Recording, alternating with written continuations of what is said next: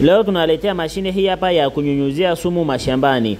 Hii ni pampu ya kisasa inayojiendesha yenyewe ya kunyunyuzia sumu katika mazao shambani. Kama unavyoiona, hii pampu inakuwa na paipu hii hapa yenye nozzle 3. Hii inatumika sana katika mazao ya mboga mboga, lakini hii hapa ni kwa ajili ya miti. Kwa hiyo kama una mazao kama maembe, maparachichi, mazao kama korosho, hii paipu inakufaa sana kwa sababu inarusha maji kwenye juu ya miti. Leo tupo na mteja wetu kaja kununua pampu hii hapa. Tupo tunamwashia hapa kwa lengo la kumtestia, kumuonyesha inavyofanya kazi.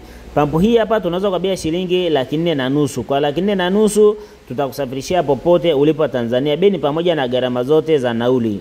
Kama unavyoona hapa, unaona maji yanavyotoka, yanatoka kwa urefu. Kwa hiyo yana uwezo wa kwenda mbali, usawa wa mita 3. Lakini pia unaweza ukaiadjust hivi, ukanyunyuzia mazao kama mahindi na mazao mengine, lakini mazao kama maharage, mazao kama viazi, nyanya, karoti, hoho, mazao ya mboga mboga, hii pampu inafaa sana kwa sababu inarusha maji mengi kwa wakati mmoja, hivyo inarahisisha kazi za shamba. Karibuni.